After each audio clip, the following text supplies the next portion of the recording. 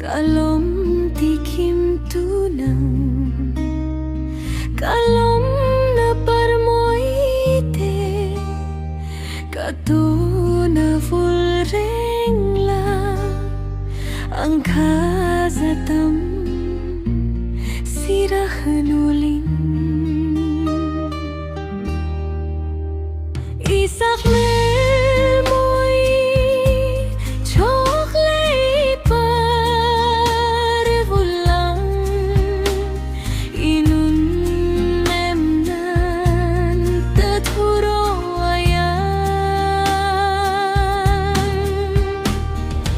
piange moi chetan tereng hian kathin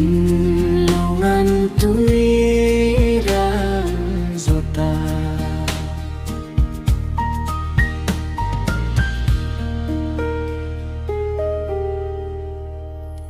yang kanem damriai amoy katona angel zairi angin zunzam mafang velin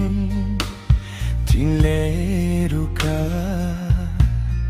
icham renge isak melmoy chokle pa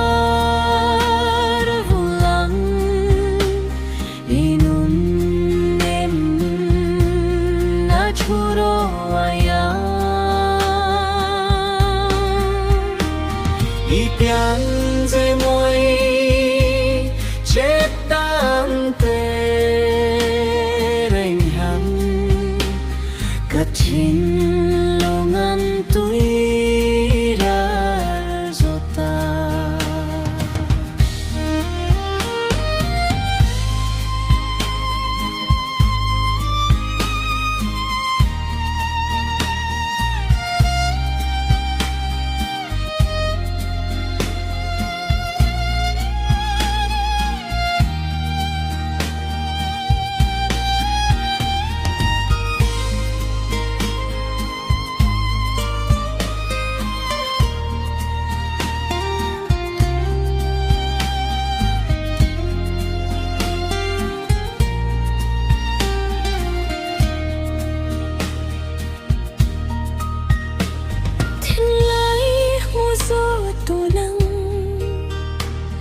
kathin lung tileng tunang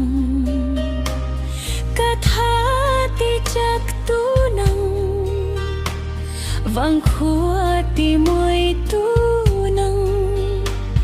zaleng tin te khum zo tunang